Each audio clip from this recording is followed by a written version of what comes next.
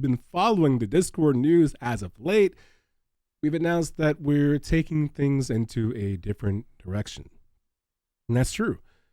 But today is the very first chance you get to see that new direction in play. And I myself cannot explain it all alone. So instead, I'm going to bring in two individuals who can help me bring about the name, the changes, the direction, and what we're looking to accomplish. And I think they're kind of familiar faces too. So go ahead. We're going to bring them up. Little transition. You like that? It's fancy stuff. It's Ari and Hauke. Hello. Hello. Very fancy transition indeed. Yeah. Like Very that? nice. Not my work. Thank you, Jerry. Appreciate that. Good job, team. Good to see you both in here. I think this is our first time with all three of us in one stream, yeah? That Yeah, I might think so. also be time zone related, but it definitely is. Because I appreciate you staying up that late. Been a couple of times we've had like okay, whose turn is to stay up late this time? It has to be one of us, so who's it going to be? We played that game. Yeah, but back like recently, generally, Ari and me are not the late stayers. We like this is kind of early for me, to be honest. Like even though actually I'm usually an engine now, but yeah, thanks for having us. Yeah, no worries. Yeah, thank you, Ari, for staying up so late right now. 3 a.m. for you, 11 a.m. for Hauke, I believe. No. No.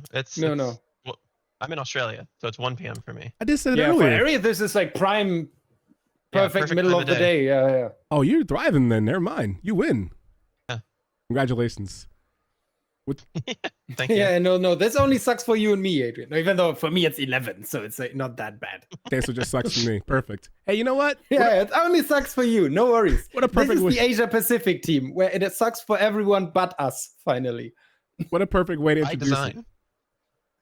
Then what we'll do is, what time is it for me right now, Shakiti? It is 9 p.m.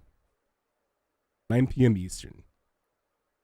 Which is Also pretty Could be worse. okay-ish. Yeah. Could be worse. It's not. I wouldn't generally give you anything right now. We wouldn't have a meeting, but it is still doable at least. I'll be honest, it's not that bad. And the minute Sharkiti asked, I was like, I can't get my pity party in now. Man, I was doing so well. Everyone felt so Yeah. badly for me. And 3 a.m. we're going to start things off by introducing each other in case everyone's not familiar with who you are and what it is you do. So, Ari, if you wouldn't mind, introduce yourself and what it is you do at Blankhans.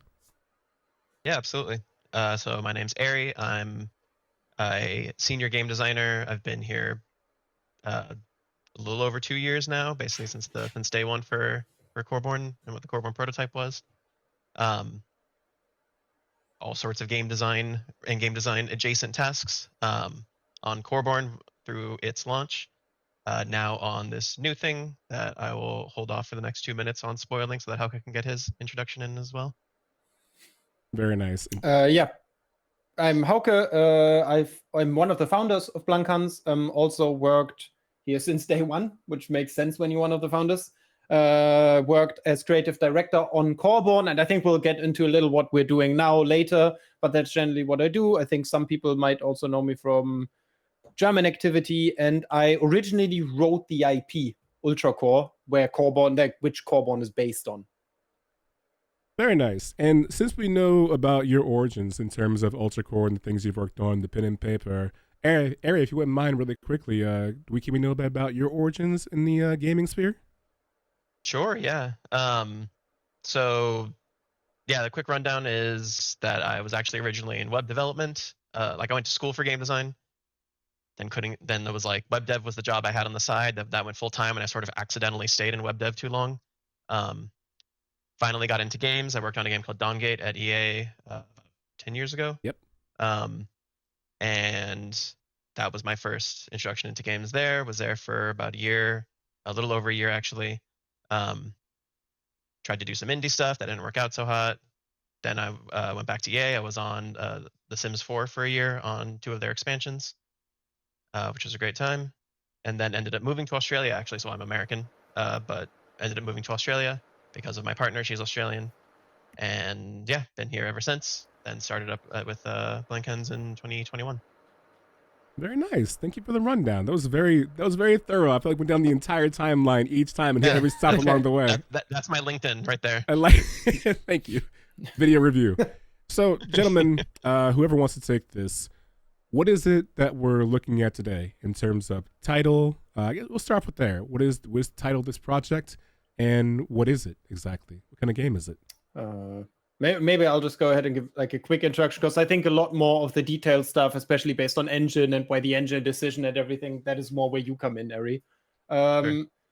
We are working on something that we, for now, and I think even finally, will call Hollywood Escape, which is a small puzzle/escape game. It's like a wording that comes from UEFN, where sometimes a genre just has a different name.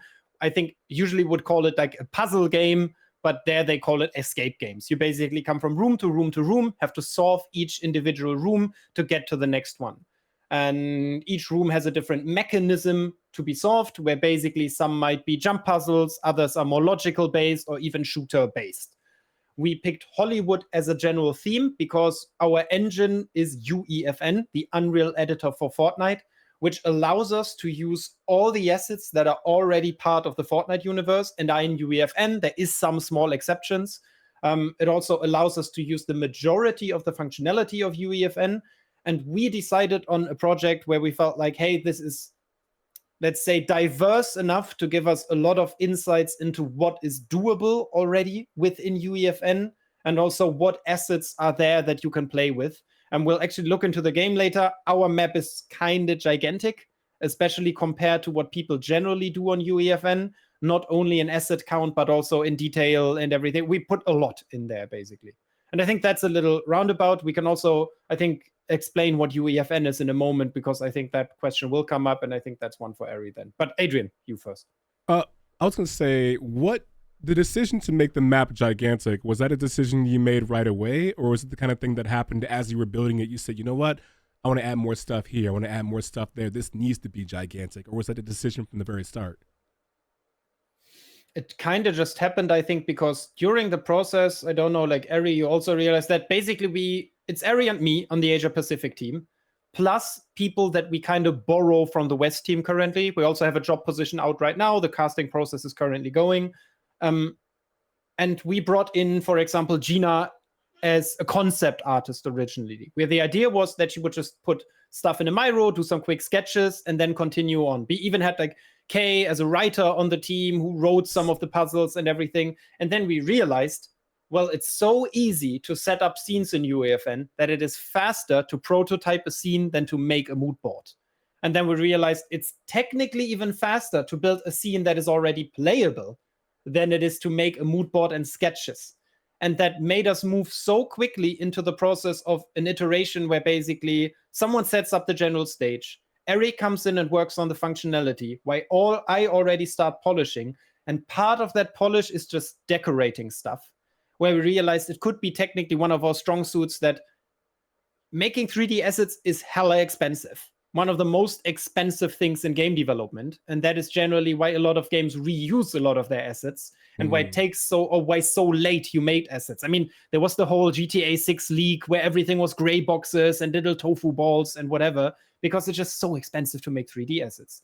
And suddenly we don't give a shit. We have thousands of assets. And if we want to do an alien stage, who gives a shit? I don't have to build alien assets. I just use them. And if I want to build like an upstage or something movie related, I don't give a shit, which made it so much faster. And then it kind of just happened that we realized this could be a strong suit. Let's put more and more and more and more in there and see where the limits are and how nice we can get it to look. That's nice. With the pre-existing assets, it means you can focus the majority of your time on creating the game that you want to create, telling the story that you want to tell, instead of spending all your time saying, you know what, I cannot get this asset, this animation to work properly. Instead, it's the polish, the story, and the adventure you're going to have along the way. With that being said, of course, we mentioned this is a different direction than we went earlier with Coreborn. So how did you arrive at the decision to make this kind of game when we're doing a social survival sandbox? And you think, what's next for Blankhans? How do you come across the process of, this is what we want to do? How did this get chosen? I think I'll hand that to you, Ari. Like, why did we choose UFN and why this map? And then what is the next for Blankhans? Maybe I'll go from there. But yeah, sure, yeah. Yeah, I think there's kind of like two parts. The first is like why Fortnite at all? And I think what that really comes from is so like after we launched in early access for Coreborn, like Hauke's in Japan. I'm in Australia. The vast majority of the rest of the team is in Europe. It kind of just happened that way. The company was started as a global remote studio. We functioned very well like that. But then we sort of came to the realization that by however means, just the way the universe works, a large percentage of the people are in Europe. And with Hauke and I being so creatively connected to Coreborn and so far outside of the time zone, it was getting rough for us to maintain our hours. We wanted to kind of like slim back, like have normal work hours again, like the amount, 9 to 5, like even that they're 10 to 6, like the tech version of 9 to 5. And so we were like, okay, well, what if we did the Asia Pacific team? That's the two of us that are on the outside here. We can envision it growing, getting a new team, a new game, this whole thing. But in the meantime, what can two people do? Luckily, Fortnite has been pushing really hard into their creator platform. Epic is dumping a ton of money into like marketing, promoting that, getting people out there. They pay out a ton of people already. And then, like Hauke was saying, because of all the existing stuff that they just let you use in Fortnite, and Fortnite players are used to seeing that stuff already, you can sort of like, it's almost like the way that you prototype a game. You use bot assets, you use this because you're just trying to get the idea out there as fast as possible. Yeah. It doesn't even for the Coreborn prototype, we used a ton of marketplace assets, because the whole point was we were just trying to convince people to fund our game. Yeah. Like, hey, we know what we're doing. These are these ideas. Assets even, like we only marketplace, look what was free, like put it all our land out there and said, hey, this is it. Right. And it resulted in a prototype that received funding, right? Like it did its job. Fortnite kind of has the same feel. You're using a lot of these pre-built things to get your idea out there, but those pre-built things are like AAA level Fortnite assets. And so it's like, and players are already sort of used to seeing all these things and how they work.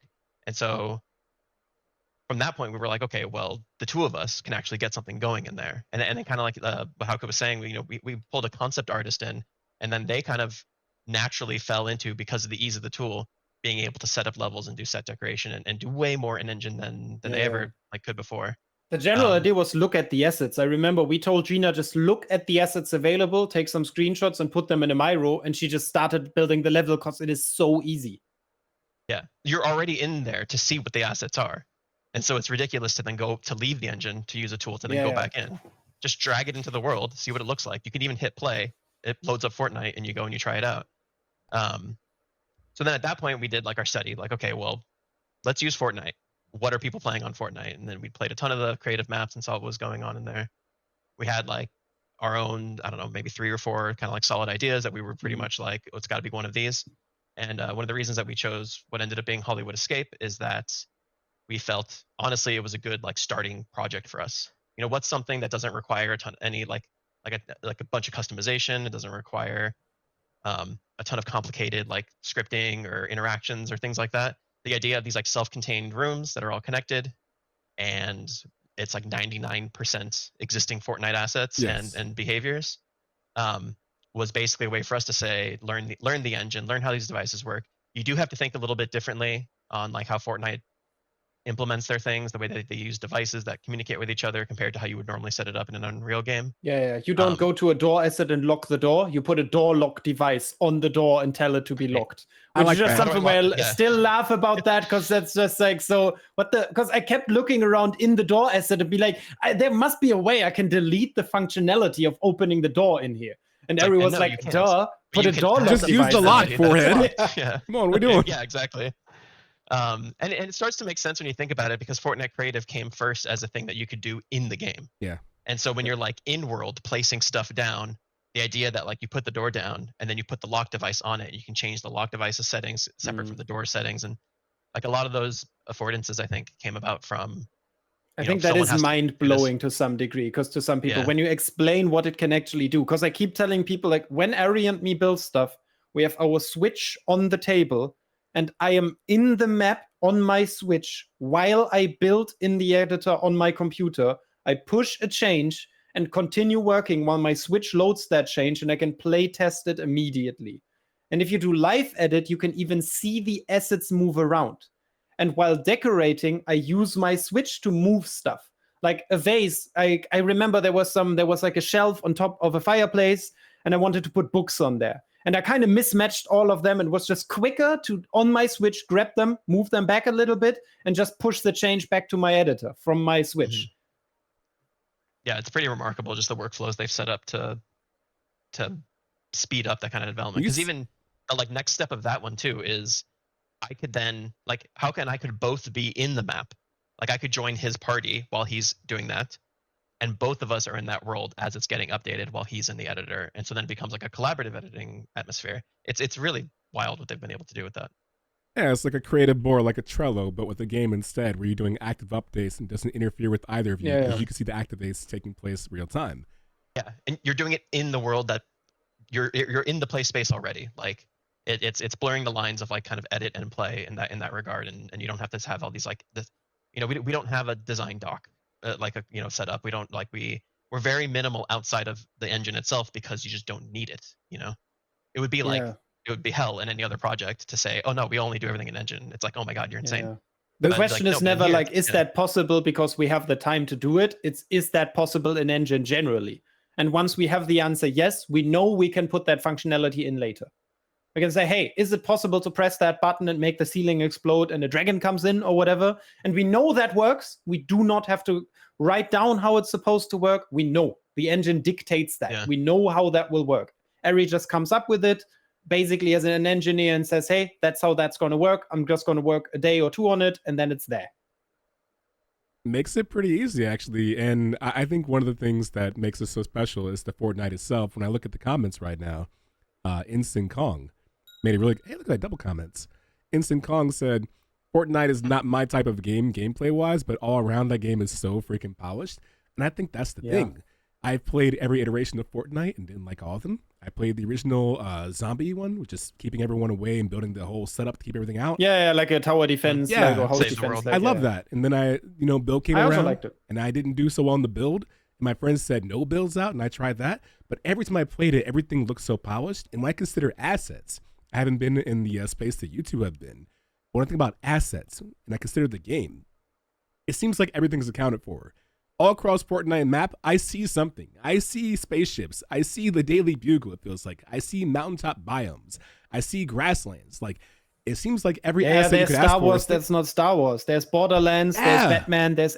Yeah. And so there's so many assets, and if you combine them, it's super interesting when you're in the editor. We'll go in the editor actually later. We'll show what we're working on. Sometimes there is sets that do not contain a single new asset. They just took assets and recombined them. There's like my favorite set right now is Pandora, which is like a post-apocalyptic. I keep getting lost in it. And the majority of Pandora is it's like parts of a Wild West set. There is some containers of the harbor set in there. There's some broken down cables from other motors, car engines. And they just combined that into a new set, changed the colors a little bit, added 2 or 3 new things and said, this is a whole set, you can build this. And that's kind of how that works. When we built the pirate stage, the majority of the stuff in that stage is from other sets. That makes a lot of sense. One of the things you said earlier is one of the things that I'm sure not everyone realizes unless you've worked in game design or you've watched a lot of behind the scenes documentary, is the reusing of assets. Everyone's favorite game does it. Like there's games like Skyrim, where certain benches are just bookshelves that are pushed beneath the map and retooled. It's the same bookshelf you see everywhere else. But utilizing assets that way is so beautiful. Yeah. Ari, one thing that you touched on, which I found very interesting, was when you said, we felt like this would be a good starting point. And starting point implies, at least to me, this is a first release, an idea of what it is and what's possible, with the idea and the notion of this can be something else greater later on, whether it's an expansion of what's existing or another side project or another idea. So with Hollywood Escape, do you see this as a launch pad for a DLC for it or an expansion of this idea or sequels? Are you thinking that far ahead, or is it just like, let's get used to this right now and see what happens later on? It's more of the latter right now. It's very much like Hollywood Escape, like escape rooms in general and puzzle games in general. That's sort of like once you solve it, any sort of like replay or kind of going back in, like you've done it already. Like maybe we say we can add like a speed run feature. How fast can you get through it? Like things like that. But I think it has served its purpose in getting us way more acclimated to the engine, and getting us more familiar with the marketplace or just the the creative scene in general. It's more, moving on from this, I think one of the things that we really like to focus on is like experiences that people can revisit, a world that persists your progress or your data or who you are in it, and something a bit more, even more players on it, because Hollywood Escape is also single player, at least as of right now. But I mean, that being said, if it turns out like, anything could happen, right? Like maybe it turns out people really like it and they want Hollywood Escape 2, then we'll probably make Hollywood Escape 2. Like it's very, we're very like agile in the way we're working right now, trying to keep our pulse on what's going on. Fortnite itself updates every 2 weeks, and the platform, like UEFN itself, updates majorly every 2 weeks. It is like, in a way, we're early adopting. UEFN itself came out, I think, in March of this year, and so it's still very fresh, very new. And like the difference, at least for anyone who's potentially knows a little bit more, like Fortnite Creative has been around for a while. That's the one where, like, in Fortnite, while you're playing Fortnite, you can make islands, you can make all this stuff. Right. UEFN specifically is the version of Unreal Editor outside of Fortnite that gives you way more control, like a lot more things to do. It includes verse scripting, which is like their custom programming language to make a lot more customizable experiences that can then output Fortnite creative levels. And so that's the thing that we're predominantly in. But it's evolving. It's changing. They're adding new things all the time. They're listening to community feedback. And so we're just going with that flow as well. You have to stay fairly agile. Adrian, before the stream, you and I were even just talking a little bit about how like any sort of content creator kind of has to always stay on the pulse of what's the new thing, what's the next thing that's kind of going on. That's the kind of the same for us right now. What could be the next hot thing? Let's try it out. Like, why not? Very quickly we can change, and that's one of the things that the benefits from How Can I only being 2 people right now. It's not 30 people to try and shift course correct on. It's only 2, and so it makes it a lot more manageable. I like the idea of where your head's at already in terms of thinking about speed running. I play a few escape room puzzle-based games myself, and one of the challenges I have for myself is going back and completing them faster along the way. It's a personal challenge. It feels good. And sometimes the game rewards you by giving you a letter grade for it or a badge for it. And the idea that a game can have this set piece and then challenging your friends and saying how fast did you complete it, it adds a lot of replay value to it. And again, you're right too, as far as the social media piece and the gaming piece and the aspect of you have to stay on the pulse of everything because you never know what's going to pop off when. The idea of what's popular right now may not be big 5 months from now, and the thing that wasn't popular becomes the next big thing. Things have a habit of changing over time, and just making sure that you're available and you understand all the needs of what's popular is important. Like, you both say you took influence from playing different games in the UFEN engine and finding out what's hot right now. That's subject to change. A year from now, what's hot right now may not be the same thing. So you might find yourself having to use different outlets, and this is your starting point. You're already used to it. So a year from now, Blankhans says, all right, we need a new project for this new idea. Can you do it?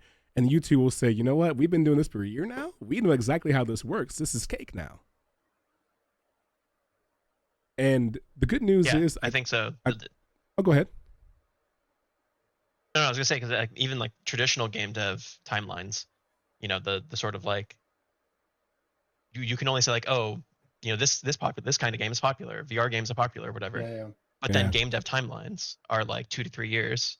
Is that going to be popular in 2 to 3 years? That's like the biggest mistake that everyone always makes when trying to like, oh, I tried to make this thing, but it stopped being popular while I was making it. Yeah. And also like a lot of customers being like, hey, why doesn't someone just make this now? Like when PUBG was out, everyone was like, why doesn't someone just build this that works better with better gun game? Because no one could.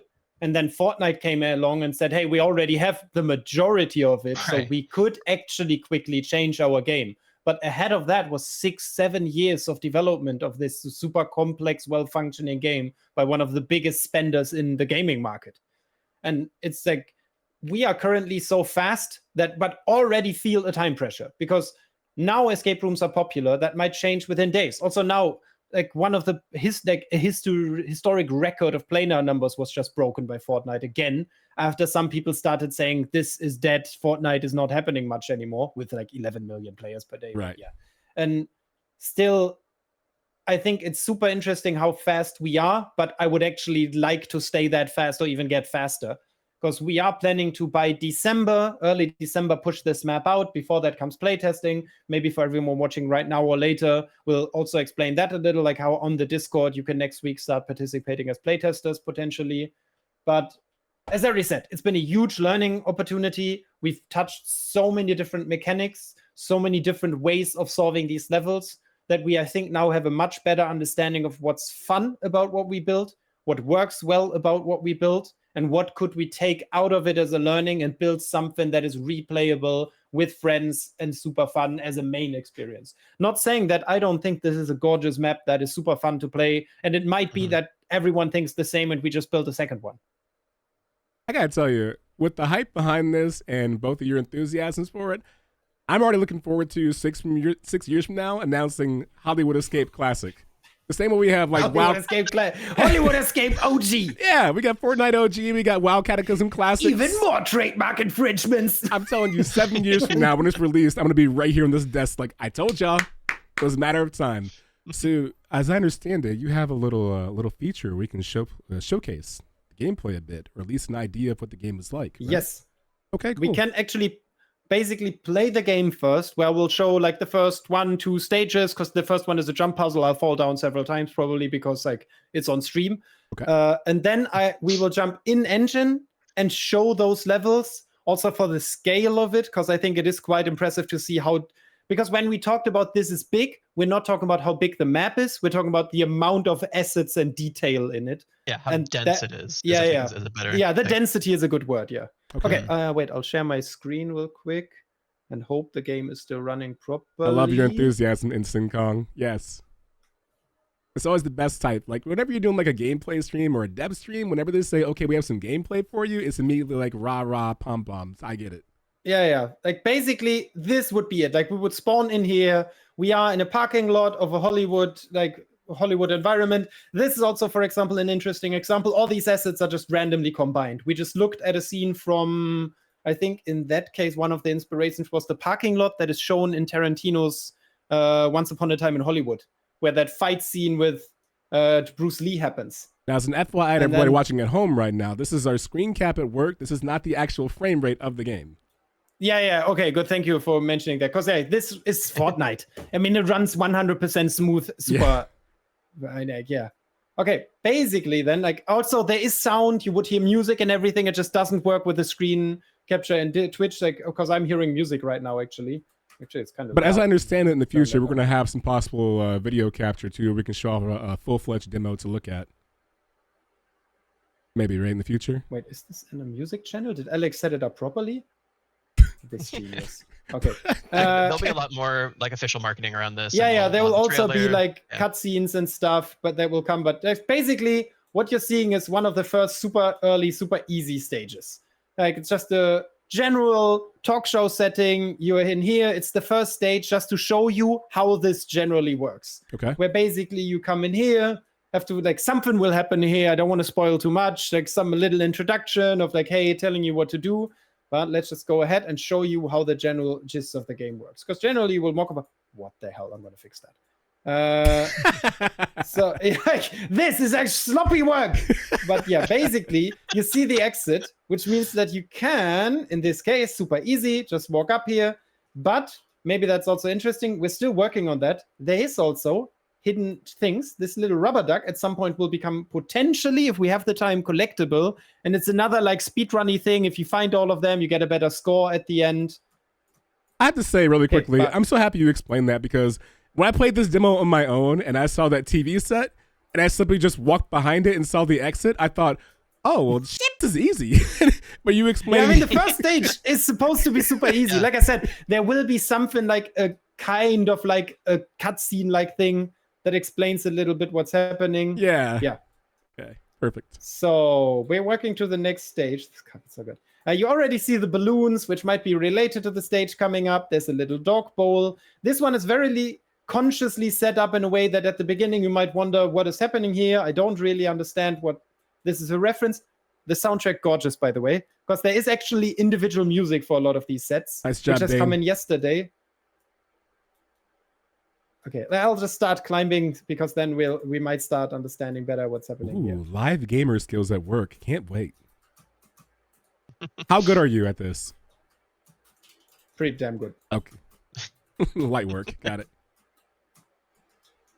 Ari, you too? You can hear the mechanical keys in the background with Hauke going gamer mode. Yeah. Because like that's the hardest part of the stage. So I was just like, yeah. But as you see, there's also a lot of decoration going on. There's a lot of pieces. Like all of these, we have to individually put their little letters. We try to make things feel a little alive. You'll actually see that once we go backstage, because there's a lot more here. Like there's like the little. Oh, you can hop through there? area. I didn't know that. I thought it was a window. I didn't try. Like basically, whenever you feel like, oh, I don't know where to go, this is not coincidentally yellow. But also in your version, this lighting isn't in here yet because we just like figured out lighting a lot better. So lighting also gives a lot more hints on where to go next. Now we're in the backstage area, another dog bowl, some little snacks right here. Also lighting here is a lot better than it was before. Nice. Okay, and then we can go up here, which interestingly most players do, even though that's not the way. But from here, you can finally see what this is a reference to. I do. I love that movie. Yeah, because we have to climb up even further. One of the saddest opening scenes of all time. This is another interesting learning. Like these clouds were here, but players kept getting very confused by them, not really understanding how to climb them. So I just added these little pads, which resulted in players doing this, which you don't have to do. You can easily just climb them in different ways, but it just works a lot better. Okay. Tuck. This is a harder part. I added nets here for the noobs. So if you're playing this in the future, everyone kept complaining. I keep falling down and then I have to go all the way back up. I'm like, yes, that's the point, isn't it? Like. Yeah, but like, I get it. Like, if it's not your strong suit, it gets frustrating. I also made these a lot bigger. This is a lot easier now. You're making the game easier, just like last time. Oh, and here's the little corner with their two chairs. From everyone who hasn't realized yet, this is from Up. And this banana was moved on the Switch. That's the reference you were making to like the bookshelf. And yeah. Because I moved this on the Switch because like the window frame didn't properly work and I think something, and then I started moving things. But yeah, this is the little corner from the movie Up. Very nice. Then we go up here. There's some more decorational stuff, some lighting, and the music is so good. Like, shout out to Alex. It is so nice. Yeah, give Alex his proper due, everyone. This is, by our standards, this is a lot smaller than some of the maps. Once I go to editor, you'll see that. I'll play one more map and to show you. Actually, I changed these, so these should, these also don't. I have to fix that. But yeah. Those cute eyes. Like all these backstage tunnels also at some point become more longer and longer, more interesting. Oh wow, you're still going, huh? Yeah, hell yeah. Because this is Spider-Man. Little stage. Radioactive, yeah. Yeah, like the problem is that the outer walls are not loading. We're fixing that right now. It's like a general performance problem. Yeah, loading. Also, I know, of course, where to go. I can also like walk around a little more just so that we see more of the map. Because there's a lot of detail down here, which we shouldn't have added, like construction sites. Like on the other side, it's like, yeah, we should have not gone through that work. That was so stupid. Because like there's like real traffic here. There's like tractors. There's little areas where stuff happens and like ice cream stuff. Oh, it's recharging. It's like really, I should have not went through even this. Or each of these is one. Oh, there's another flickering one. That is whenever assets overlap. Because then you see this is one asset. Like I had to put each of these here individually. Was that on your Switch or PC? That was on my PC. I would like, let's say nothing against the Switch, but that's not something I would like to do. There you go. Okay, but also there is a rubber duck in this stage, of course. I'm not going to show you because this is one of the exploration ones. Whee! Very nice. This is a good example, by the way, of something that Fortnite just lets you do. Yeah. Like this item is just an item you can give to the player, and the entire like web slinging functionality is just in that item. And so we were like, well, why the hell not? Spider-Man stage. It just feels like RPG Maker, but Fortnite.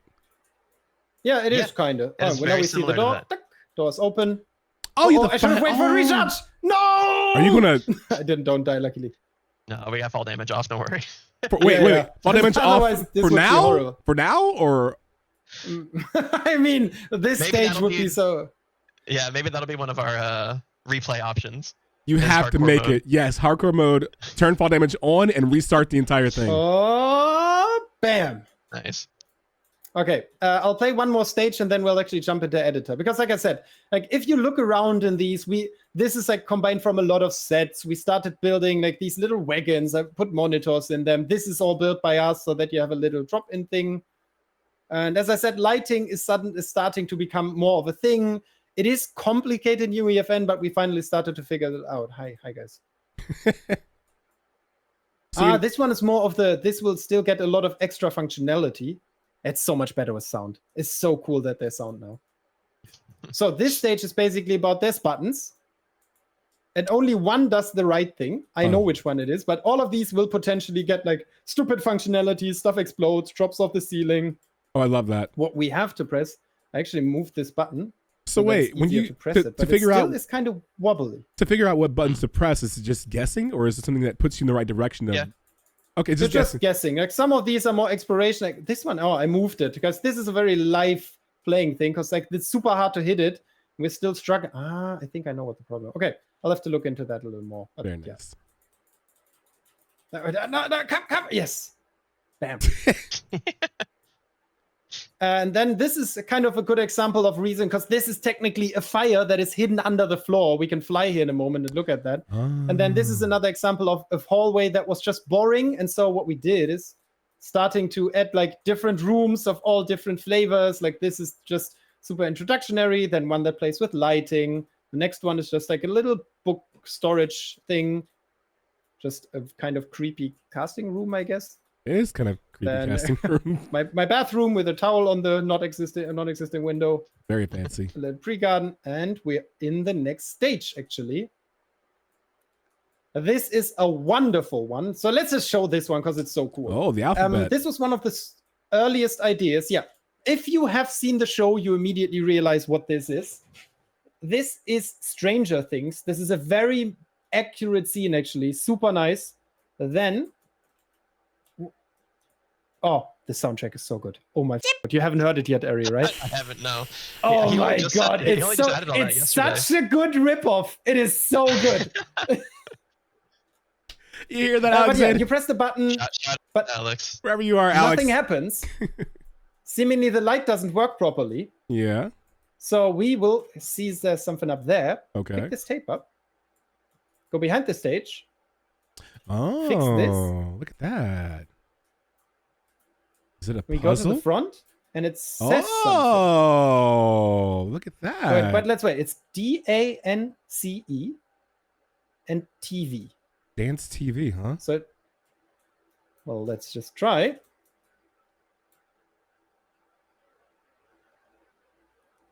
Ah, And puzzle that's like that. solved. That's cute. So basically, from here would become more interesting, super cool stages. I just don't want to spoil everything yet. That was the first 5 of a total of 16, 17 stages, where also some of the tunnels are puzzles. So there's more than 15, 17 puzzles in here. I just don't want to, because as you already see, this is surfing related, super cool. And wait, I'll just quickly close and jump into engine because I would love to show this. There's also a good point for questions in between, if you have any. If I use DLC paid, you can switch the scene if you want. Okay. If I decide to take the route of using one of my premium paid for dances, well, I'll just skip to the end of the stage.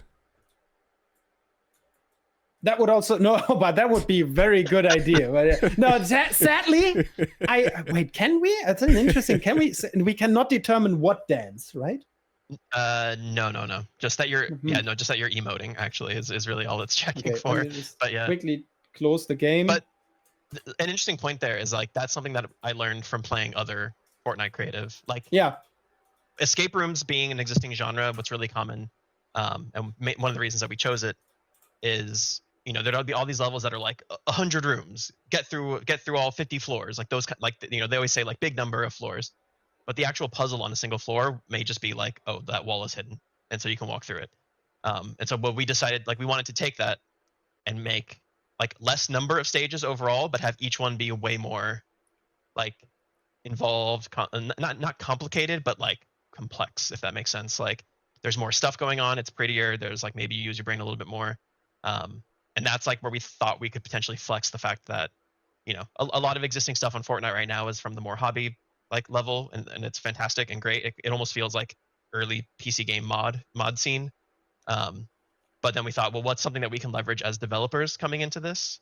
And it's custom soundtracks. It's you know, a lot more attention to detail and decoration. In the next step, also more custom assets. Like the current hiring is an environmental artist that will also enhance these through actual assets that we put in there, which kind of is that we look at scenes so specifically and build them in such detail. That's also an advantage that we have because we're doing this full time. Because there are so many assets in play right now that you can utilize within UEFN for these projects like Hollywood Escape. Mm-hmm. Do you ever see yourself as in a position where you feel like you'll want to create your own assets even though there are so many involved?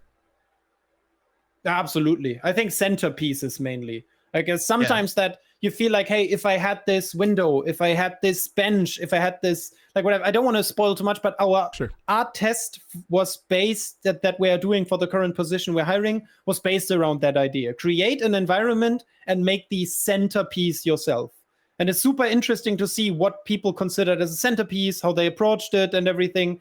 And sometimes a centerpiece is like I said, a window. In other cases, it's a gigantic thing that everyone will immediately recognize.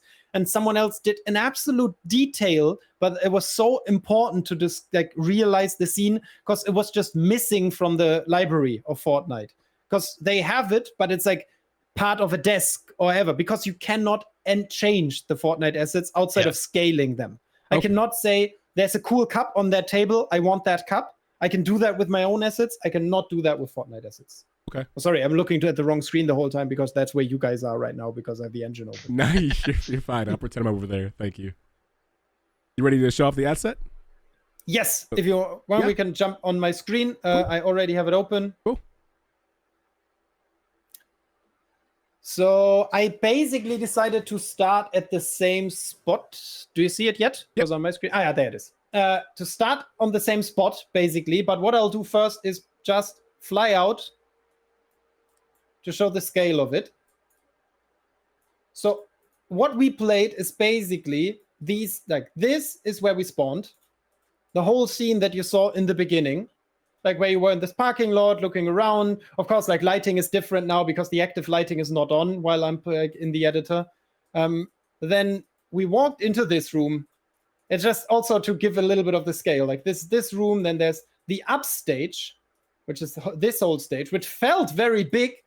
This is the Spider-Man stage. Quite large. Yeah, it's very big. I would say it's the largest. It is by far not the most dense. There's way more complex scenes in that little guy, and in that, I don't want to spoil too much though. And yeah, these are probably like 11 and 7. Those are intense.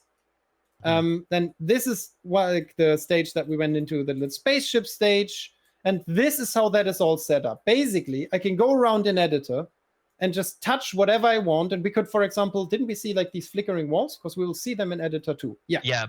They are right here. I could basically, because the easiest fix for that is, sorry, I have to slow down there. I think you're trying to find an excuse to fix a problem in real time, and I like that. Yeah. Tuck. Oh, did crash? No, guys. Because like it's kind of tuck. Just move it back a little bit. Very sloppy solution for something that I should solve a lot better. This is a pro developer. So see, there's one issue I have right now. I'm gonna go ahead. Here's what we're gonna do. We're gonna fix it live right now by doing this. Yeah. We just like, fix it live. But I can literally now say save it, which I'll do, and then I could push it, and immediately in my play session it will tell me there's an update. Do you want me to download this? And it will download the update, and then 5 minutes later, all the updates are. This one would even be faster because it's so small. Depends on the size of an update. But that's how that works. I think we saw some flickering somewhere else, and I can literally just go in and fix those immediately. And that's how we do these QA sessions. That's also why once we start play testing with users, we'll most likely do that a lot, where we actually watch someone play, and I don't say a word just while you're playing, and I discover you're struggling with something or you're seeing something. Instead of writing everything down, I just change it immediately. I was just going to bring that up about how earlier you said the cloud thing, how you added the platforms there, how you added these safety nets for the, what was it, noobs, right? And how you could just watch things in real time and go, you know what, if someone's just having trouble with this, or maybe this isn't challenging enough because they're breezing through this, cool, instant fix, all done. It's also very interesting because sometimes, like this one, for example, is another example. My approach was like, sure, I can just, I put the nets up here, and then I realized, wouldn't it be more interesting if someone also, after the second strand, realizes, hey, I'm a speedrunner, I can technically jump on this, jump right to here and here, and save those 3 seconds here. Ah, yeah, for sure. And there's later, maybe we'll spoil one stage because it's a very interesting example. It's a big one. I don't want to spoil too much, but I'll still show it. This is our pirate stage. I'm not going to tell too much, but this is one of the stages that changed the most because it sucked so bad. Like, originally, there was like a whole path up here. You had to run up here. And there's no offense. Like, it was built cool. It was a cool idea. It just didn't work. People hated it because you have to pay these switches to make the water rise. And like, basically, we added so much. We added these pipes that are color-coded. Then you will see those pipes around the level. You can follow them around and find the switch. Oh, I love that so much. And then you, like, from when you come out here, you already see the next switch. Like, you see this yellow thing. I don't want to spoil too much what's in there, but let's just say that pops up again and again until you find that yellow thing, and so on and so forth. And every time when you press the button, the water rises until you can finally go out. And we had a huge problem that players would come in, start exploring, because we taught them in the first few levels that exploring the stage is a good thing. Right. But in this one, they had to follow things in a very specific order. And if they didn't, they would have to go back super long ways. Like, for example, there was a staircase up here. You had to run up here, walk all this way around, press a switch here, and press one here. And then there was one switch down here. And if you forgot that, you had to go all that way again. And so we changed that completely, changed the whole layout at the cost of, sure, the level feels a little shorter, but it's also like, again, look at the scale. It's otherwise, you have to change what you're teaching players along the way and go back to each one of the levels and change all of those. Well, it's also, you know, when that first came in, we maybe didn't have the lessons we were teaching earlier, didn't really realize, because even the order that we do these in has changed since we like first put them in. Oh. And so it's a lot of like that's where playtesting and like the iteration really comes in. Yeah. Because on one week we'll say, you know what, actually let's swap stages 7 and 8. And then the next week we don't really, you know, because it takes a little time to realize, oh, what was the actual impact of that? Oh, it turns out they never really saw this feature before this one that we thought they did. And then so you make little tweaks and changes and keep on going. But the benefit is the speed, the iteration speed. It has been the like number one hugest benefit of using UEFN in Fortnite by far. It's just, like, for example, this will completely change the tunnel, and we can do that in that one day. Like, we want to change how we get into the stage, want kind of like a cutscene like thing in here. And it feels like, well, there's still so much work that literally takes me half a day to change completely how the layout of this small level works. But better than building your own assets from the ground up. Yeah. But it's also interesting, like, for example, in this level, almost everything got reworked, and it took me 1 day of doing that, which is by our standards a lot. 1 day of a game designer in-game reorganizing things, and then 1/2 a day of QA, I think, which is for a level of this size super fast. And if we would have had to build all this by ourselves, it's also so cool. The lighting in this level is really nice and everything. But yeah. Also, look here, I'm so funny. You've made it so that it's falling. And this little thing is like holding it. The other thing too is like, sometimes we'll go back to and revisit a stage that we haven't, let's say, touched in like 2 weeks. But in those 2 weeks, we learned so much more. That going back in and realizing, oh, we did this a worse way because we just didn't know the better way yet. So then we can redo it, we can fix it. Like the on the sides of the where the pirate ship tank is, those used to be like a ton of glass panels because there was a glass panel set, and we're like, okay, sure, but put a bunch of panels there to have a big glass wall. Then the realization, well, it just looks better if you just stretch the damn thing out, like one panel that's scaled to the. And at the beginning, I had these everywhere. This is all individual things that we just stretched. But then I realized, with the big walls, that actually kind of sucks. Let's take those out too. Yeah, there's just a lot of things that we find ourselves wanting to go back. Like, we'll do the next one, the next stage, learn something new for that one, and then realize, you know what, that would actually be pretty good on 6. Yeah. That's so smart. You know, and then you go back, you make little tweaks, and so it's that constant development, constant iteration, and then the fact, like, you know, we're all in engine, like we were like with Gina, all 3 of us are in engine like at the same time. I'll get a thing suddenly in the corner that says like new version available, and it's like, oh, how could just push something, and I can just hit sync, and then, you know, it'll take a minute to reload the level.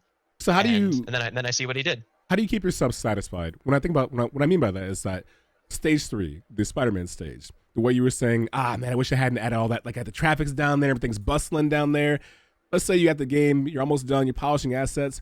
What part of you says, we'll push the game out, Hollywood Escape's available, and you say to yourself, you know what? I want to add more features and detail. I want to add more to the puzzle down on the ground floor so people take time to appreciate what's down there. How do you kind of parse the time between saying the game's out, we'll push the update later, and saying, you know what? I want to add that right now. You know what I mean? I think it's very much game developer experience. It's just we have to set milestones. Because this one has gotten way more polishing than it needs. Like in the beginning, this stage only had the buildings, 3 roads down there, and nothingness. And then we had people play it, and we asked our team, what are your favorite stages? And Spider-Man kept being mentioned at one of their favorite stages. And then I realized, if something is that loved, that's exactly where you should invest more time. And say, hey, I like this stage, then why not put more stuff in there? People seem to spend a lot more time in there than in some other stages. Like this one is one of the ones where, for example, people keep complaining, like, oh, I spent so much time in Up, it takes so long. But when I then actually looked at what they were doing, they spent way more time in Spider-Man. It just didn't feel that long. And it's a good telling that, hey, as long as something is fun and interesting, it is worth investing that extra time. And that's why it felt like it. But if we wouldn't set deadlines, I could iterate forever. I like this stage, if you give me 3 more days, I will put 3 times more stuff in it. And there's also definitely just like experience, like kind of how I said at the beginning, like experience in game dev really teaches you how to be more pragmatic about a lot of things. Oh, I had to delete the park, right? Because there was a park down here. Oh yeah, there was also some trees that were failing validation that I had to get rid of. Yeah, there was a whole park here and I had to delete it. There was so much sad. I believe the saying is like perfect is the enemy of good. Yes. And it's like there's like you can really sit like we could absolutely spend way more time on every single one of these stages.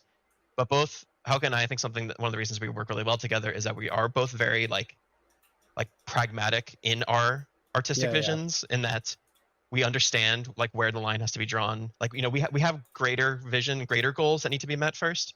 And so like this could look cooler, but there's a performance problem. We're going to say, okay, well, we have to do the performance problem. It's not worth looking cooler if it's, you know, 20 frame rate on 20 FPS on the high end machine.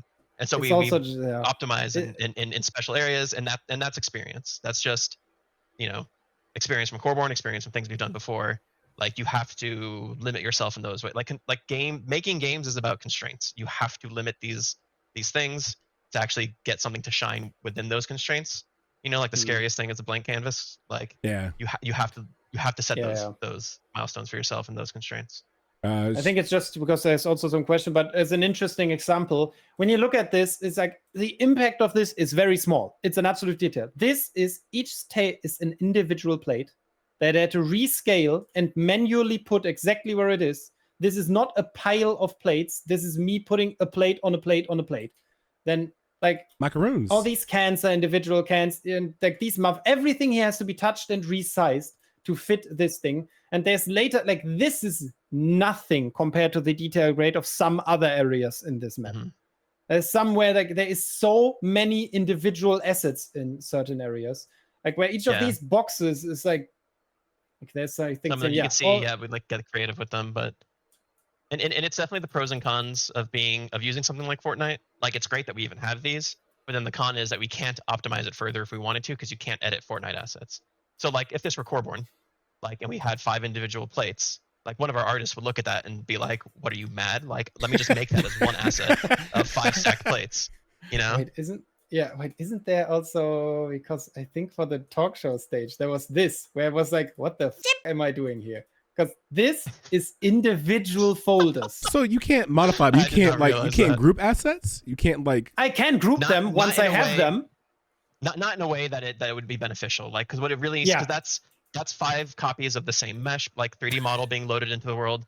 What it really should be is those merged into like one bespoke asset that is used there. That's where like the more custom game dev side comes in. But you're so much better than me. You know, maybe UEFN adds that. And it's very possible that UEFN adds that down the road. Oh yeah, a native way to batch things together to help with performance, because they like I said, they're changing it constantly. It's just, you know, this is what we have to do for now. And it's also fun. Like if you look at this, like it's a good example of asset match. Every single thing here is from a different set. This is a piece. This is a piece. This monitor is a piece. This wall piece is a piece. The lamp is one. This monitor is one. The coffee cup. this lamp, none of this is from the same set. It is just combined in a way that looks like, like this was put in here, default. I mean, honestly, that feels the same way I feel about when I play a game like Starfield, when you take a stapler from someone's home planet on your ship, take it to another place, and just drop it off on another planet. It's a different asset from a different location, but it works anywhere. No, the engine crashed. One thing, yeah, take my time, isn't it? I was wondering when that would happen, because like it's kind of intense right now on my computer. Timing. Yeah. One of the things that Sharkiti asked, which I think we kind of answered earlier, was, will this be single player only, or are you thinking about sets of maps for multiple players where they have to work together to get it, or maybe race each other? Yeah, so it is currently single player. We've had plenty of ideas about multiple. It may have even started in I think it was maybe first. We said, oh, that'd be cool if there were multiple stages. Yeah. Like there was a multiplayer solution, but if you were there by yourself, there was also a single player solution to kind of like support every possible playstyle. But then, just the more pragmatic side of our design. We said, well, no, let's scope this down. It's a single thing because that helps the vision, helps solidify it. Then we can get it out the door, move on to the next thing. I don't know. Hollywood Escape Together could be like the sequel if people really said, oh, this is great. If this is working great, absolutely. Like I would love to do one. That'd be great. It's another example of when you asked, when do you know something is done? And there just needs to be pragmatism about some things. And we felt like from looking at the current market, there's multiplayer escape rooms, there's single player escape rooms, but very rarely felt it like there's any advantage to a multiplayer one that makes it more successful, nor is it positively mentioned by players, wow, this was multiplayer.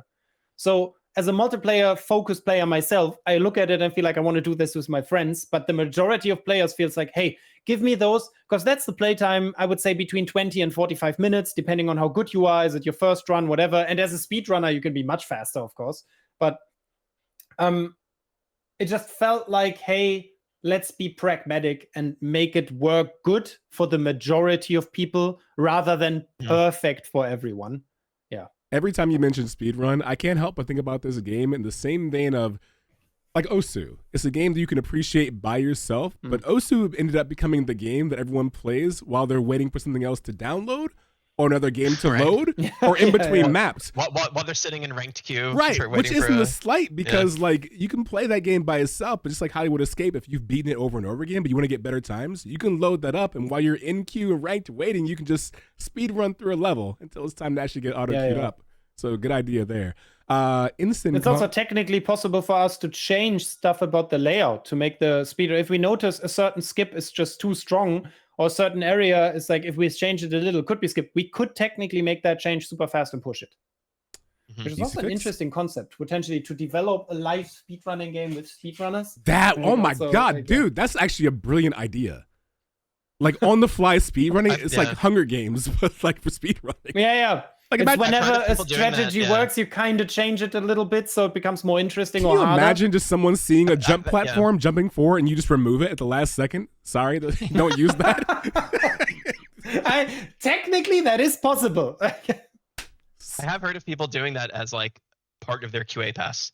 They'll get speedrunners in kind of before the game actually launches and just be like, hey, exploit the hell out of this. Please try and find. And then, because then the thing is they'll find stuff. And sometimes as a developer, you go, yeah, that one's fine. I'm okay with leaving that in. Like it doesn't harm the gameplay. It's more like a reward than it is a bug. But sometimes there'll be a bug and you're like, okay, well, I got to fix that one. Yeah. Like Michael with the sword. Like we had a sword where we didn't realize this is an item you can pick up. And it was as decoration in one of the stages. And Michael, our QA guy, picked it up and it allows you to super jump. And the level after it is kind of like a traversal-based puzzle. And he would just use the super jump to skip the whole level. Smart. Just super jump from one thing to the other and is out and he's like, hell yeah. Easy game. That's a perfect example of like, okay, well, we have to fix that one. That was like even though then after that, when we removed it, I felt like, if it wasn't a secret location, like... Yeah, actually. But it was just too plain in plain sight. Yeah. Just right down the street poking out the ground. I like that. Yeah, it was just really just standing there and it was shining bright, super easy to pick up. Yeah, sometimes you don't know when you're in the editor because it'll be like, oh, sword and stone asset, and you're like, oh, that looks cool, and so you put it in the level. But because like truth be told, we're not huge Fortnite players, so I did not look at that and be like, I know what that is. But I think other people probably did and go, oh, that's the Infinity Blade. Like that's how you get the Infinity Blade. And so like Yeah, because I you know. actually, that was one of the very few I knew. When I saw it and on my playthrough, I was like, who the f put an Infinity Blade here? But then I looked at it in an editor, it looks like a cool blade and nothing else. It does not tell you this is a pick-up thing. Nicely done. You know, it's just you learn, but then it's easy. Wait, like, literally go in. When you say Michael, is that Exilius? Yeah. Of Michael. course it was. Oh yeah, of course he would have Who was, found by that. the way, not yet told to QA this. We're like, hey, playtest this. He just gave us a bunch of bugs. And he was like, I looked through the wall here, there was like a gap. And so, yeah, I had to hold myself back so hard to not show more because I feel like I spoiled like 20% and it is way more than I should. There he is. There he is in chat. Nice job, Michael. Way to represent. Instant Kong says, is it also possible to add custom self-made character models? Asking for a friend. Playable character is harder. Yeah, playable character, no. Right now, it's pretty much tied to the Fortnite character with whatever skin you chose and your stuff. Other characters in the map, yes. Like, just not playable directly yourself. So, like, NPCs you could do. Which or makes like a lot of sense, because, Fortnite is a free-to-play game. So will this be. This is free-to-play. Like, once we release it, you just need to download Fortnite, and you can, directly from Fortnite, just play it for free. And on anything that Fortnite is on.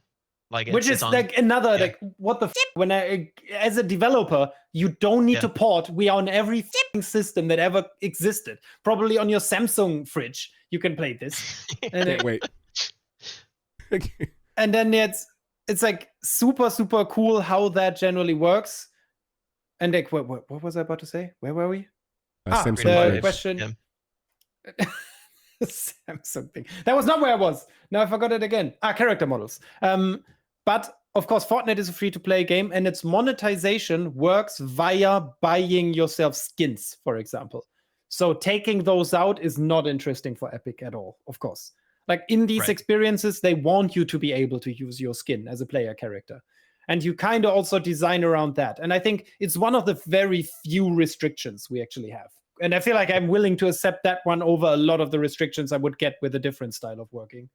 And that being said, it's also possible that changes down the road. Like maybe something else comes in, alternate monetization paths. Who knows? Because like a thing that Fortnite does really well. So if anyone's not familiar, they're familiar enough with games. They have a battle pass. You get XP to gain levels on the pass. You get rewards from it. They have a big quest system for how you get XP. And oftentimes in there, it's go play creative maps. So they're actively pushing players into go try out new creative maps, try out different things, because you'll get battle pass experience for it. Additionally, just time spent on creative maps, you get battle pass XP, and we can put things in our map that then get you additional XP if we then it then has to go through an for example these rubber like collectibles. Hey, see exactly. That's oftentimes like in these kinds of rooms. It's like, oh, you found the secret, find all 5 secrets, and each one is like a huge boost in XP. Like players don't feel like they're like missing out or playing Fortnite wrong by playing creative maps. Like they still get the rewards on their like meta progression on their character. They still can play with their friends. Like it's still meant to be. And then the way Epic has started to push their own modes, as they're just other games you can play on the Fortnite platform.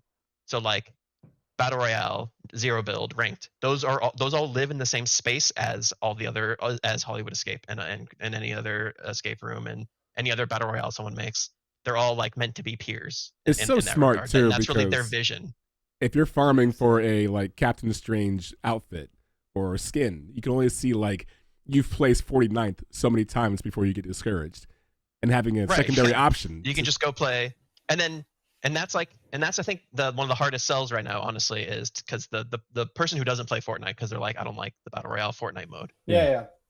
There's so much more in the creative mode. People have made whole other games. There's like what they call tycoon games, which are kind of more like idle games. Kind of RPG idols, There's like there's like big boss battles that are like MMO raids. There's the ground lights up, you have to get out of the and it's got a big health bar on the top. Like there's like people go wild. I saw like someone fun shooter games like in Counter-Strike basically, where it's like red versus blue being one of the most successful, where it's literal just 2 teams against each other, keep respawning, just kill each other. I saw someone make Uno. That's 4 people load in. And the camera's focused on your hand of cards. You pick the card, you play it, then it's the next person's turn. They play. The whole rule set is like functioning as intended. It's just Uno. And there's all But, other. like, There's it's- Bed Wars, like a lot of mods, from other game types, from Minecraft. All of those will exist. Mhm. That sounds so much like And a it's Little only Big gonna Planet. Yeah, absolutely. It is that it's like the the user generated content dream. Dreams, Is yeah, that, like, PlayStation. if enough Love that. Dreams also, right? Yeah. But, like, if enough of the platforms there, then ideally, and then, like, the sort of, I think the secret sauce here is Epic dumping infinity dollars on it. Yeah. Where, like, they say, we pay out 40% of Fortnite's revenue gets split to people who make maps. Even though it kind of sucks that they are themselves also They people are who make also maps. included in Like, that. we have to be able to criticize that. That's not a cool move to say. 100%. But also us, because they have 50% of all player Right. share on their own maps, of course. But So like let's say 40% for yeah. all of you, but where 50 of that 50 right back into our Hypothetically. pockets. Yeah. Hypothetically, there could be a mode that comes out that is so popular it eclipses people playing the Fortnite maps, or the Fortnite modes, and they will get more money than Epic from that Yes. that 40% chunk during that pay period. Also, overall, like 2 months ago was the first month where creators got more out of that pool for the first time than Fortnite. All creative experiences were played more than Fortnite's own original modes. Looks very different now. Like OG maybe shifted OG that got slightly. Yeah, but still, it's like a huge nuts, amount yeah. of players coming back, and the Fortnite creative numbers, like, of course, skyrocketed too. That's, I mean, hey, if it's moving in the right direction, everybody's winning. Yeah, Yes. very lucky for us, definitely. For us, this is a great development. We will most likely by December be able to launch our map I was and gonna get ask that so much next. feedback. And like, yeah. But best case, There you we go. launch early December. That's what they said, Oh. basically. That's what they Yeah. did. You made this? No, I made this. 50%. Thank you. And basically, by early December, we'll launch it. We'll see feedback. We'll see, does this make money by itself, maybe even? Does it at least have a positive reaction? And that's kind of what we're hoping for, that we get it out there, it gets a positive reaction. We already learned so much from it, like Ari, you probably too feel so much more comfortable in UEFN. Oh, yeah. Like, I feel Yeah, like yeah, what is unquestionably. possible in UEFN, we know how to do it. And Yeah. we can And that tell you if was something the is goal of just this plain project. impossible. Yeah. Like, we we're know so all much the more comfortable assets, we know now. a way around it. If you tell me a certain scenery, a certain idea for a game, I can tell you, can we build this in UEFN or not? How long will it take us to build this? And that is super helpful for our next experience, which will most likely be a lot more replayable, multiplayer focused, with a lot of the learnings of what is fun from Hollywood Escape. Or if Hollywood Escape works incredible and people say, hey, I really realize this is quality wise above some of the standards of the platform in general, and play it a lot, cool. Also learning. If they don't, another learning. They don't give a shit about how much effort you put into designing scenes. They care more about the general play style of it. And cool, also learning. But like, it really encourages you, going back to the where perfection's the enemy. It really encourages you to just like ship it already, like get it out there, see what people think about it. Fortnite players on creative mode are not Steam reviewers. Yeah, if you know what I mean. I do. Like, Yes. they're not like, I spend $1.99 on this. Have you ever played Dark Souls? they're so much more willing to see this, to look behind the scenes and see where stuff breaks down at the seams, or something's a little less than perfect but it's fun. And like, they want to play a fun thing. That's what they're there for. And then also nothing stopping you from then 2 weeks putting out a better version of the same one, and then suddenly the one they're playing is better. And so there's a point that's like, you can almost like soft launch or do like a beta or something reasonably, get like really good feedback, and then do your real one, or it's almost like a whole brand new model. And so we are trying to wrap our heads around that, understand what makes sense, how should we do it. Really it's like, wrap up, polish up this map, try to get it out in December, and then see what happens. What could be next.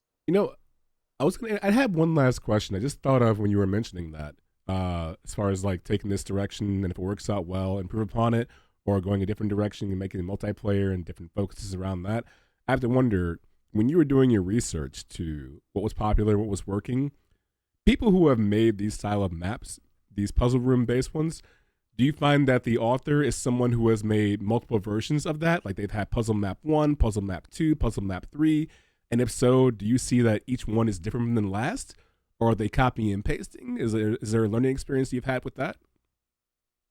I would say it depends a lot on the success of a certain creator and map. If a creator is generally successful, there is some creators who already have figured out how success works on this platform, seemingly. Or maybe they have partnerships with creators who push their creations, and those very big creators tend to move to the next trend. They build whatever's trendy right now and build the next trend as fast as they can. And the other is individual creators who just like a certain style of content and keep building it because they like it so much. So it's more around that than even the general success of something. So there is escape room creators who keep creating escape room after escape room. But what is also interesting is once you have something that works, if Hollywood Escape is successful, there will be a ripoff within a week. Someone will immediately also push out a map that is called Hollywood Get Out There or something. And just is super similar, complete copy of the idea, which is fine. That's just how game development works sometimes. Yeah. And if it's that fast, it's just faster. Because like Only Up was not the only up out there. And like, there is a million versions of like the only up that people play on Fortnite is like one of 100 that are on there, if not more. On top of that, a clone of a real game called Only Up. They even just took the whole name. So it's like, but that's where I kind of say that it feels much more kind of like early mod culture. Like I'm playing like a Half-Life mod, or something like that. That's like, oh, someone just remade, some random, some other like game entirely, or created a whole new thing where you're not even, surfing in Counter-Strike, where it's just like, you're not even shooting guns. You're just like using the movement tech to go around the map in a wacky way. It feels like that right now in such a like positive way on the platform. Yeah, there's people that do fast follows or clones or whatever. It's kind of mobile in that regard. But similarly, like it's more like a sign of success than it is any sort of. It is absolutely because it's not like they're taking your income in a way. Like I was about to say they're not taking anything from me outside of a general idea, and execution is worth something. Ideas are very rarely. No, and if anything, all it does is says, "Oh, are people cloning this? Then we should do our own follow up because they're they're yearning for a real one." Also learned from the clones, right? There's several ones where I felt like I've played Bed Wars and it was just Minecraft Bed Wars, and then there were some versions where someone did some additions where they gave specific weapons that allowed to jump. Where once you had deleted a certain amount of beds of the enemy, a certain thing was unlocked for your team. And like Minecraft had similar things, but they were a lot more adapted to Fortnite. And there comes innovation with each iteration, and only the innovative ones generally tend to actually outshine the ones that are just simple copies. I 100% agree. That was me when I played Team Fortress, which I love. But then I started playing Quake Custom Team Fortress, which I thought was superior. And then Team Fortress 2 borrowed some of the ideas from Custom Quake Team Fortress. Yeah. Let's take the weapons and modify them the same way Custom Team Fortress did and give you different variations of them. And thus Team Fortress 2 was built. It is even where Fortnite came from. Fortnite is PUBG Plus. It is the general idea of a battle royale, a lot more polished, with the addition of building, that taken out when the learning was people don't want to build. When you realize there's people who make extra maps, extra Discord communities and say, we play rounds privately where building is not a thing, they realized maybe this is a thing. Same in World of Warcraft, where people made private classic servers because they just liked it. And then the idea of hardcore came up. And learning from these copies or challenge modes of a game is one of the biggest developments in games, I think, in the very recent time. And it would be like idiotic not to see the value in those. Long story short, everyone. Really what that basically means is that we have Hollywood Escape right now, and it'll either lead to Hollywood Escape 2 or a Vampire Survivors version of Hollywood Escape. Time will tell. Hey, that's not a bad idea. You like that? I mean, it's possible, right? Ooh, a 3D version of Vampire Survivors in Fortnite. All right, all yours. You can have it. Cool. Well, was there anything else that you want to showcase for today at all? I don't think we necessarily need one. I think the last one is the general shout out of our Discord, which is, I think already the announcement was there, right? That we're going to rename a lot of things to Blankhans. On the Blankhans Discord, we will early next week post some news about, hey, this is how you sign up as a tester for the Asia Pacific team. What that actually means, how we're going to figure out who we want as playtesters, we don't, because there's a limit in numbers that is currently possible. So we can't sadly just say everyone who wants to can playtest. And then after that, we'll most likely start moving quite quickly to a stage where we want a kind of like a more permanent relationship between certain playtesters, where we say, hey, you're with us, even on the next experience, we'll very early pitch you some ideas, share ideas on those channels and say, hey, look at this, how do you feel about it? I like that. Respect. All right, then how about your individual projects and or socials or things that are of interest to you? Ari, we'll start off with you. Sure. Yeah, you can follow me on Twitter, Roxaloxa there, Roxaloxa. I'm also on Blue Sky and Mastodon, co-host, and all these other ones that are going on. I think I have a pinned post on my Twitter that links to all those. But I mean, otherwise, this is what I'm doing. This is my project.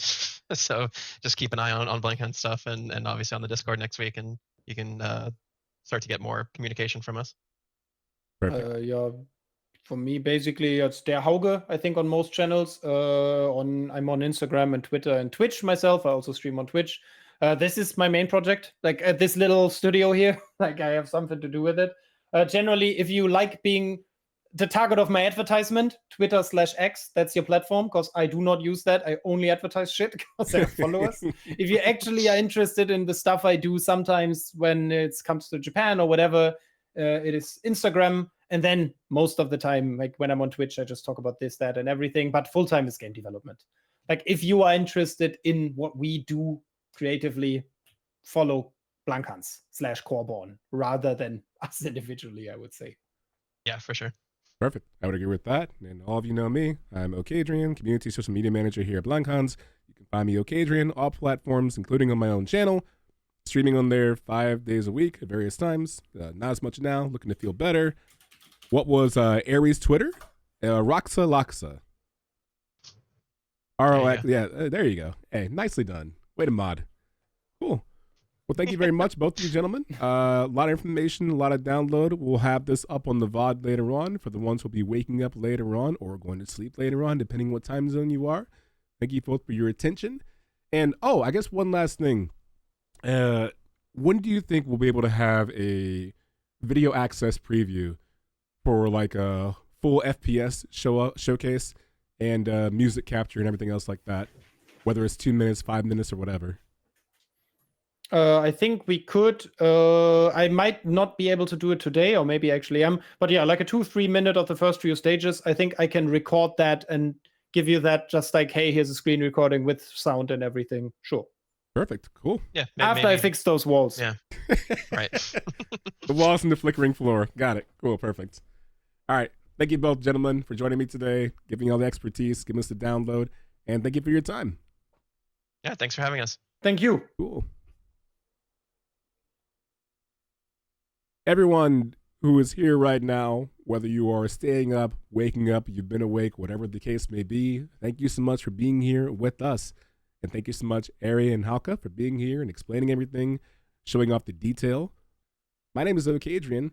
We'll see you all next week during our normal time, Thursday, 1:30 p.m. Eastern, 7:30 p.m. CET. Until then, make good choices. Goodbye.